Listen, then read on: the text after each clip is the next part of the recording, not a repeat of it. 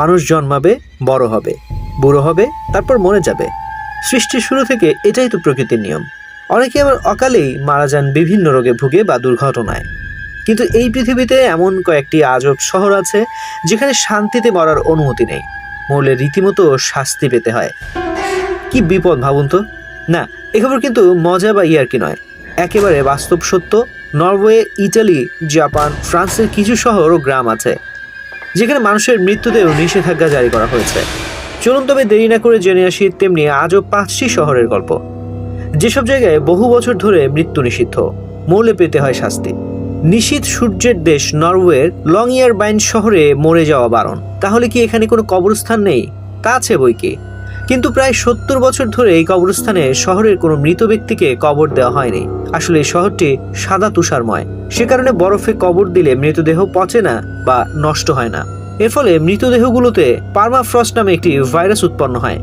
সেই ভাইরাসের প্রভাবে স্থানীয় বাসিন্দারা মারাত্মক অসুস্থ হয়ে পড়েন। তাই এই শহরে যখনই কোনো ব্যক্তি অসুস্থ হন বা কেউ মারা যাওয়ার উপক্রম হয়, তাকে অন্য শহরে নিয়ে যাওয়া হয় যাতে তিনি তার জীবনের শেষ সময়টা ভালোভাবে কাটাতে পারেন।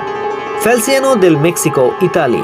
2012 সালের মার্চ মাসে ইতালির ফেলসিয়ানো দেল মেক্সিকো শহরে এক আইন প্রণয়ন করেছিলেন তৎকালীন মেয়র গিউলিও সিজারে ফাভা।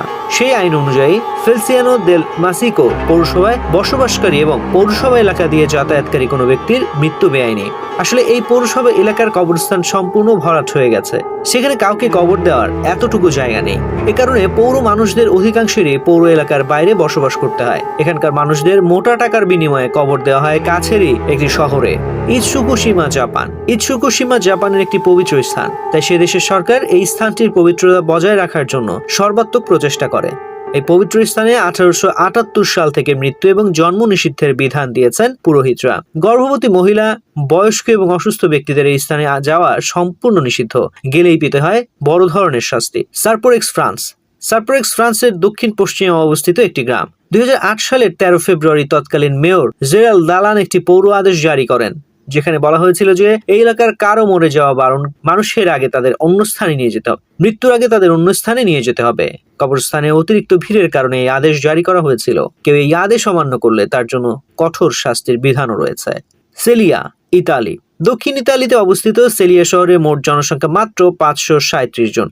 তাদের মধ্যে বেশিরভাগ মানুষের বয়সী 65 বছরের বেশি। শহরের জনসংখ্যা এতটাই কম যে তা রুখতে শহরের মেয়র আদেশ দিয়েছিলেন যে এই শহরে কেউ অসুস্থ হতে বা মারা যেতে পারবে না। আসলে এই আদেশের প্রধান উদ্দেশ্য নাগরিকদের মধ্যে স্বাস্থ্য সচেতনতা ছড়িয়ে দেওয়া। তদন্ত করে যদি জানা যায় যে এখানকার বাসিন্দাদের কেউ একজন স্বাস্থ্য সচেতন নন, তাহলে তাকে জরিমানা দিতে হয়। ফলে শহরের সবাই সর্বোচ্চ সতর্কতার সঙ্গে জীবনযাপন করেন, যাতে সহজে কেউ রোগে আক্রান্ত বা দুর্ঘটনার শিকার না হন।